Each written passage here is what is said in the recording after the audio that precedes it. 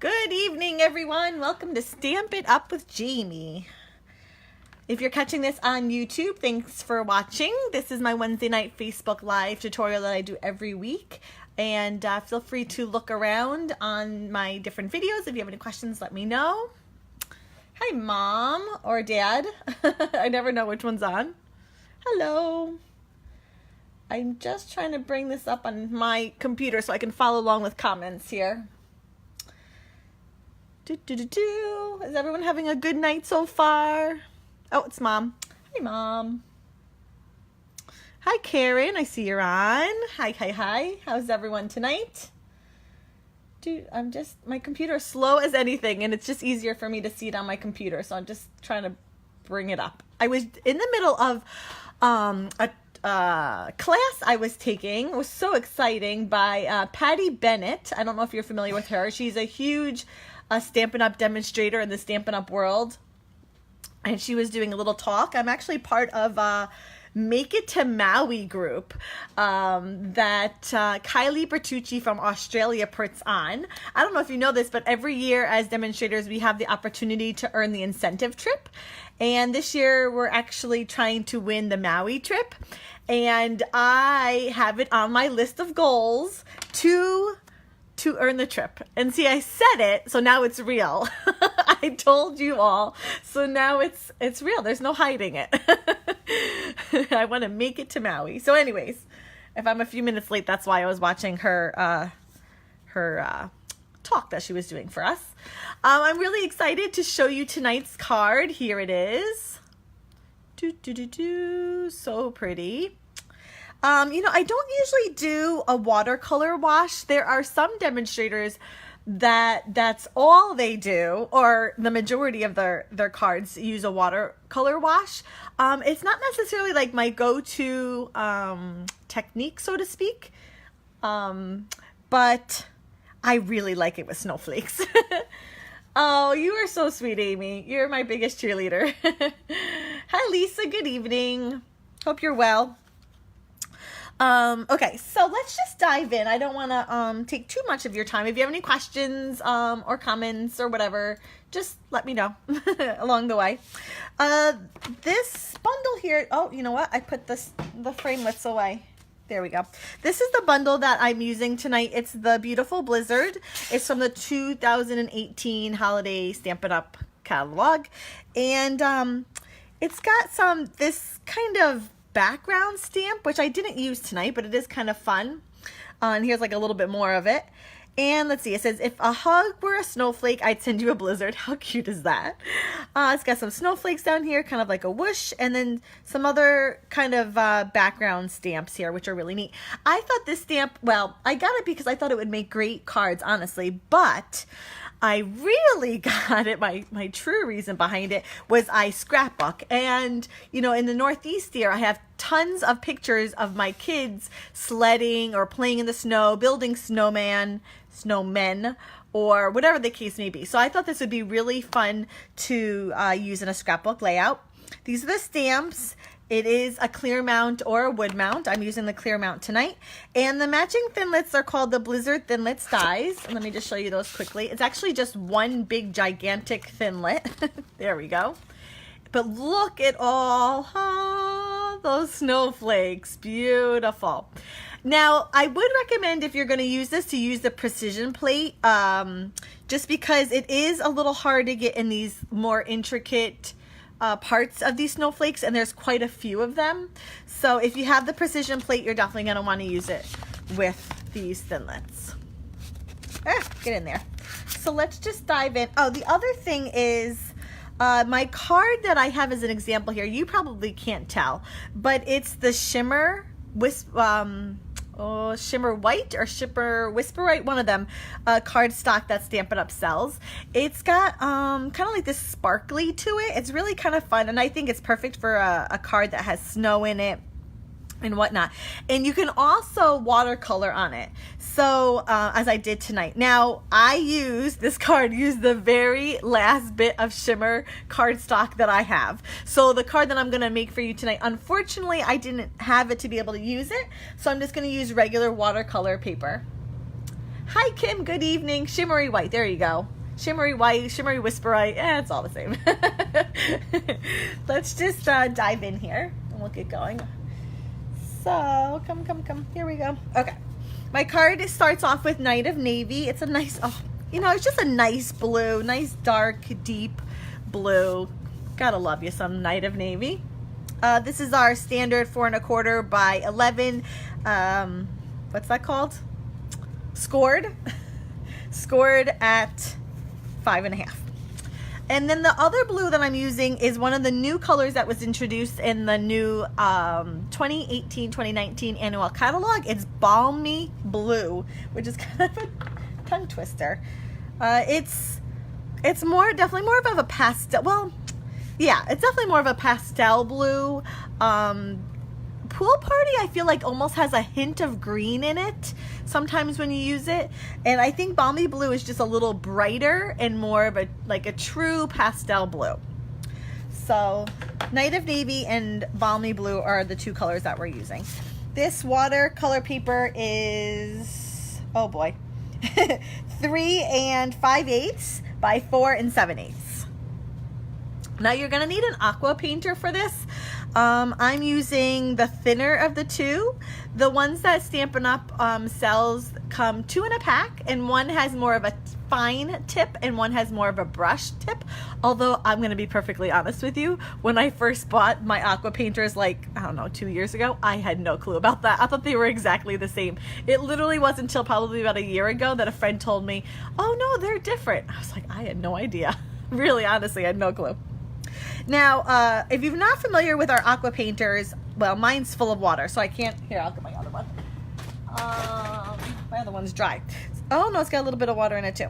So to fill it, you just unscrew the top and you just dribble some water in the top of it and you're good to go. Now, there's like this mechanism here. I don't know, it's kind of a mechanism. And that's where the water goes down through, and then it comes out the bristles. In order for the water to travel down, you just have to squeeze. I don't want to do it with this one because I'm not using it, so I'll do it with the one we're going to use tonight. It's got lots of water, and actually it's pretty wet still. So to do our watercolor wash, my Aqua Painter is nice and full here, and I'm going to just squeeze a little bit and kind of get my surface area all wet that I plan on using. And I want to go a little bit outside the area that I'm going to be using. I don't want to be exact. And if you notice, I'm kind of just staying in the bottom right hand corner here. I just kind of tucked everything into the one corner. Good evening, Linda. Oh, thank you so much. I so appreciate it. It's very kind of you to share. So be generous. You can't put too much water on.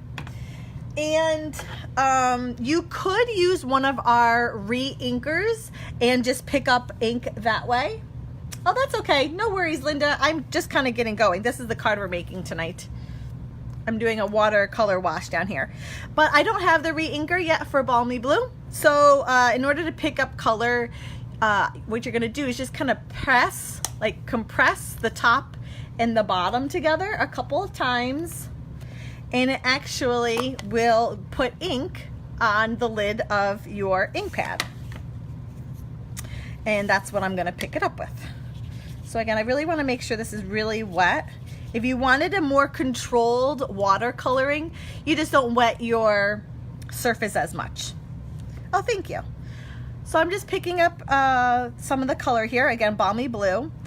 And first I'm just kind of getting color kind of sort of everywhere, and my surface is pretty wet, which is kind of what I want. I want the color to kind of spread. Maybe I should have used a darker blue because you can barely see what I'm doing. So I kind of have it all over the area. Now what I'm going to do, and I'm probably going to have to get more ink, is I'm actually going to kind of press my Aqua Painter and really squeeze that color out. Squeeze, squeeze, squeeze. Because I don't want lines, and the only way to not get lines is to make sure the Aqua Painter just kind of does its own thing. And, I don't want to be brushing. I want it just to kind of fill it by itself, if that makes sense. Woo! It's a juicy ink pad tonight.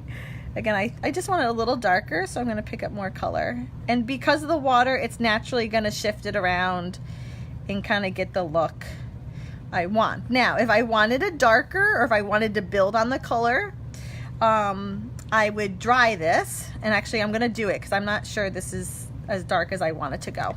So it's pretty wet right now, and I'm not going to have you sit around for an hour or so waiting for this to dry.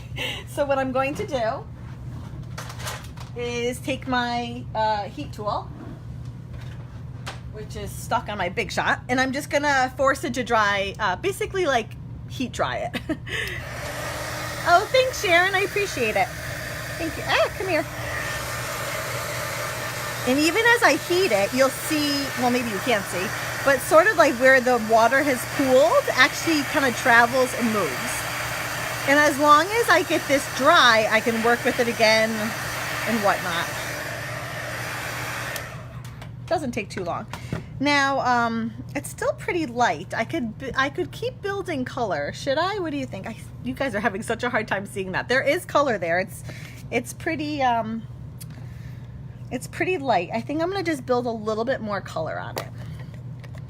Let me squeeze slow. So to build more color, I'm just gonna do the same thing. Get my surface wet, even though I just dried it. And actually doing this actually creates, excuse me, some like really kind of neat lines and coloring, because the previous shading and coloring that I put on there left like watermarks on it, like watermarks. And now I'm kind of making new watermarks. So the effect it gives is actually kind of cool, and that's darker. I like that better. And again, if I wanted it even darker yet, I would just dry it. The same thing, well, I'm gonna dry it, but I would dry it and just keep building the color until I get it, you know, as dark as I want. It is a pastel color, so you're only gonna get it, you know, bright so much.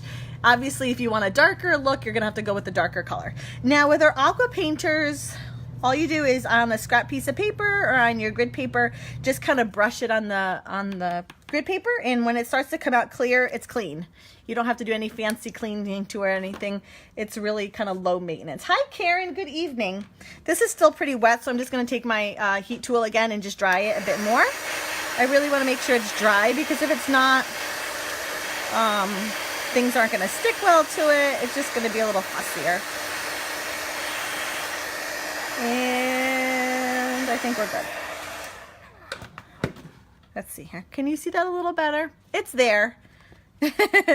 I promise. Okay.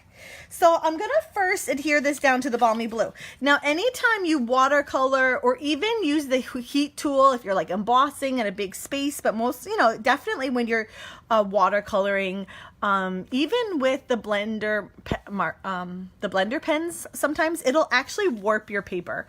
You could tape this down. It does help prevent the warping. However, you know, I'm not too worried about it, but normally I don't usually use this much adhesive on a when I'm adhering one layer to another. But in order to really make sure it fully makes a connection, oh, you can see it good, Lisa, I'm glad. But in order that the paper kind of stays down flat and doesn't buckle at all, I did go ahead and I was pretty generous, and I put adhesive all the way around. And I'll do that again when I put it on the Night of Navy, because it's better, but it's still wanting to warp a little bit. Actually, I can go ahead and do that, right? Yes, I can go ahead. Oh, no. No, I gotta do my snowflakes. Oh, I forgot to do my snowflakes first. Oh boy. Okay, we're doing these backwards. I was supposed to do, what did I do? Oh, there it is. Oh my goodness. I was supposed to do the heat emboss resist. Oh, good. I'm glad you can see it on video. Yay. Okay, so we're doing it a little differently, because apparently I can never get my videos right. Okay, so I'm using here, I just want you to see it first. This is the Snowman stamp, and if you notice, it's not a square, it's not a round, it's got this kind of funky shape to it. And honestly, Stampin' Up was brilliant in coming up with this idea, not making them straight or in a circle, because it really makes that you can fit. It's like a puzzle almost. Like you can interlock them. If this was a circular shape, it'd be really hard to kind of line them up. You'd have like holes almost. It wouldn't cover the space so nicely. So, yay Stampin' Up! For thinking of that. I'm going to heat emboss. I'm just going to rub my embossing buddy over the top of the space that I'm using. If you do not have this and you'd like to heat emboss, I highly recommend it. This just kind of cleans the surface. It gets rid of all of our static, so that when we go ahead and stamp, we don't get like speckles. Although we are stamping snowflakes, so I suppose speckles are kind of okay. And I'm using white embossing powder here, which, yeah, I go that way. And Versamark. Versamark ink, because it stays nice and wet longer and kind of gives us time to sprinkle it with embossing powder. I'm trying to remember where I just stamped. I'm like, because I'm stamping in Versamark, it's like I can't really see really well. It's kind of a guessing game. Good thing snowflakes kind of overlap. I think I'm good. Let's see. Sprinkle generously, because you can always kind of tap off excess, but you want a nice bright, I think we're good. A nice bright image. And I kind of I stamped outside the embossed, or excuse me, the watercolor wash there. I didn't want it to fit like perfect. I kind of wanted it fun. So take your heat tool again, and we're just going to heat set the powder. And you know it's done when, well, right now it's a powder. You know it's done when it becomes shiny and it kind of like gels up, so to speak. Shiny, and it's not a powder anymore. It like glistens like snowflakes. And there's a bunch of them here, so it takes a little bit to do this. Am I good? I think we're good. I just want to make sure. As long as it's shiny, you're good. I think we're good. Ta-da! Oh, you can, oh my goodness, you literally can't, there you go. How about that angle? You can see them there. Ooh, there they are. Note to self, don't use pastels on Facebook Live tutorials. You need to get your Versamark ink pad dirty so you can see it. Oh my goodness, did you not see mine? Are you talking about mine, Linda? Mine is so dirty. It's like pink. Oh, so I see it when I stamp. It's actually amazing that it doesn't stamp in red, honestly, because there's definitely like a pinkish hue to this. So let's go ahead and hear that down. You love snowflakes, so do I. I really do. And I love snowmen, so it's like perfect. It looks clean. Mine is, oh, yours is dark gray. Is it really? Ah, that's hysterical. Mine is pretty bad. And you know what? Let's see here. I've been crafting with Stampin' Up, I think like 3 years. Might be 4. Okay, a little while. And that's still the original Versamark that I bought like way back in the beginning. It really, I haven't bought a re-inker for it. And I use it a lot. I mean, I emboss a lot. A lot. So these things is definitely, I don't even know how much it costs, but it's like one of the best investments ever. Definitely need a Versamark ink pad if you don't have one. For sure. Okay. Next, let's add our snowflakes around. I already went ahead and cut them out because I figured that would be just painful for you guys to watch. But it does cut out like one big one, and then this guy here, and then kind of like a smaller version of that. Can you see? And this guy here. And then there's a whole bunch of like smaller snowflakes it cuts out. Let me show you two in case you missed. In case you missed the thinlits, it's one big. It should be called Blizzard Thinlit die because it's just one gigantic thing. Look at that! Oh, all those snowflakes, all the possibilities.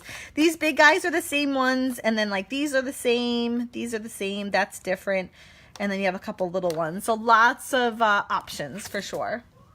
Yours is 13 years old? No, seriously, Linda?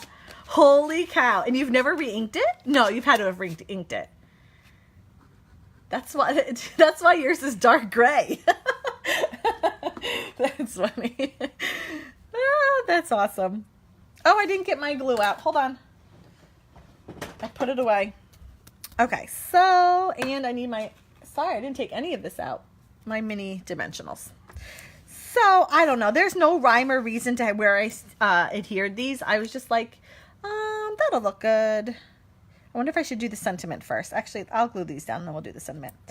I kind of wanted the outside of the snowflake to kind of stick out a little bit and just be like a little 3D almost. So I only put the adhesive in the middle. I only put it like here in the middle and left the edges not adhered down so that, I don't know, it kind of gives like a 3D dimension to it a little bit. Oh, okay, you have re-inked it. You just replaced it. It still works. Wow. No wonder why it's dark gray. That baby's seen some work. You put it to work. Doesn't owe you a dime. Okay, and so all I did for these, I guess I didn't really say, is I took that ginormo, that's a word, right? Ginormo? Ginormous, huge thinlet, that snowflake thinlet, and I just ran it through once with Balmy Blue and once with Whisper White, and then popped out the snowflakes that I wanted, saved the other ones for another rainy day, and then, yeah, that's it. And by the way, a little plug here, starting November 1st, velvet paper is going to be on sale. Holy cow. That would be perfect with these snowflakes. Perfect, perfect. Okay, I want to do the sentiment just quickly because I want to be able to know like where to put this guy over here, this snowman. So this is a super, super thin, let's see. It's like 3/8, I think that is, if I see that correctly. 3/8 of an inch. And the sentiment does come from the same beautiful blizzard. It's the season greetings down here. And I didn't block it up. Sorry for my hand. My blocks are in front of me. And I stamped him. I'm going to do the white embossing again. So as you see, I rubbed it with the embossing buddy first. And then I'm going to use the same process. My Versamark and my white embossing powder. I don't know why I put it all away. I should have left it all out. I guess I wasn't thinking. Here we go. And hopefully this goes on straight because this is a super thin piece of cardstock. And, you know, it could go very wrong. Very, very wrong. Okay, it's down. We'll see. Dun, dun, dun, dun. Ah. So I'm getting super excited. I am going to, with Karen, who's on, and Kim was on. I don't know if she still is, but we are going to on stage in just a couple of weeks, which is Stampin' Up's kind of like convention or conference or however you want to word it. And so excited. It's one of the perks that we get as demonstrators, and Stampin' Up is having a huge anniversary, so it's going to be such a party. I'm getting like really excited, and I'm hoping to share with you guys lots of pictures and new product. We get a sneak peek of the Occasions catalog. Yes, I can't believe I said the Occasions catalog is going to be here before we know it. Yay! I know. Oh, Kim is still here. Okay, I wasn't sure if you were still around. So exciting.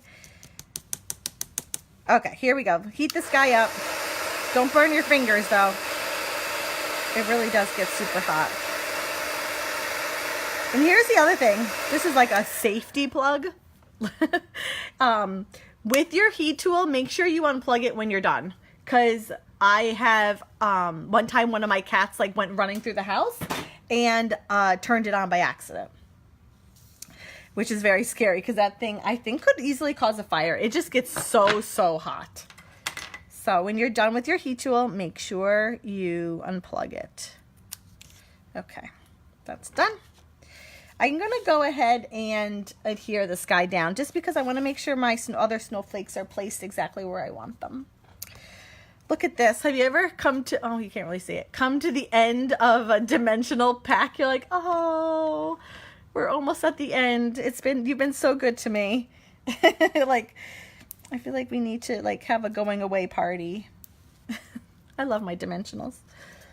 Yes, exactly, Linda. No, naughty cat. I have 3 of them and they're very fresh. The one girl, 2 are brothers, and then there's a girl, and her name, well, she was, I think I want another dimensional in there. She was given one name, and, but now I call her Loca, because from a kitten, she was always just a crazy, crazy cat. So her name is Loca. It was probably her. I don't remember which one it was. These are the mini dimensionals. These are definitely another must-have, kind of another tool that you need in your tool belt. It's perfect for these little tiny pieces that need to be adhered down. And I also, this Balmy Blue Snowflake, he was adhered down with a mini dimensional as well. And you could just cut up one of your regular sized dimensionals, but why do that when you can just get mini dimensionals from the get-go? Save yourself the hassle. So one white guy went up there, and then let's see here. I don't know the order that I did this in. We're going to do this one next. And again, I'm only putting adhesive in the middle because I kind of want these edges to kind of stick out. Stay down. I'm using just the liquid glue. The Balmy Blue next to him. Oop, slipping. I kind of tucked him underneath. Because I only used a few of them, I can still kind of wiggle things underneath there. And last but not least, our last snowflake. Did the heat tool scare the cat? Oh, I'm sure. Yes. I'm sure. Not enough though. They get into so much trouble. You know, cats are nocturnal, so in the middle of the night, they will like run laps from like one end of my house to the other, and it sounds like a stampede of horses is coming through. It really, really does. Yes, absolutely. So even though the inside of my dimensionals is all gone, don't throw this away. This is still has so much life in it. Just pop up the edges here and cut them up. There's so much adhesive still on this. Don't throw that away. Yes, good point, Linda. Thank you. Okay, so we're almost done. Just to get a little bit of like a glitz, a little bling, I added some rhinestones. So these are our rhinestone basic jewels. And let's see here. I don't remember what I placed where, so we're just gonna kind of eyeball it. That was kind of a medium one, and then like a small one next to it. They come in 3 sizes. I didn't use the big one. I just used the small and medium. That's a small one. This is a small one. Oh, I'm out of mediums. I guess I am gonna have to use a large one. A large one down here, and then a small one next. Oops. Oops, a small one next to it, like so. Gotta have bling, exactly. It just kind of brightens it a little bit. So you probably can't see the difference, but as I said before in the very beginning, this card uses the shimmery white cardstock, and this just uses the watercolor paper. There's a difference. If you plan on making lots of cards and you want a nice bright cardstock to watercolor on, or do a watercolor wash or whatever, I definitely recommend the shimmery white. It's a bright white, whereas the watercolor paper is more of like, it's kind of like somewhere between a whisper white and a very vanilla. It's in the middle somewhere, but it definitely is a more muted neutral. And plus the shimmery white is a little shimmery, so especially with snowflakes, it makes it so much fun. So that's tonight's card, ladies. If you've been watching, you haven't left a comment of some sort tonight, be sure to do so, because I'll draw a name pretty much right away as soon as I'm done for someone to receive tonight's card. Thank you, ladies, for joining me. If you have any questions about any of the products that I used or anything at all, please get a hold of me. I would love to be a help to you. This has been a lot of fun, and I'll see you next week, ladies. Thank you. Have a great night. Bye-bye.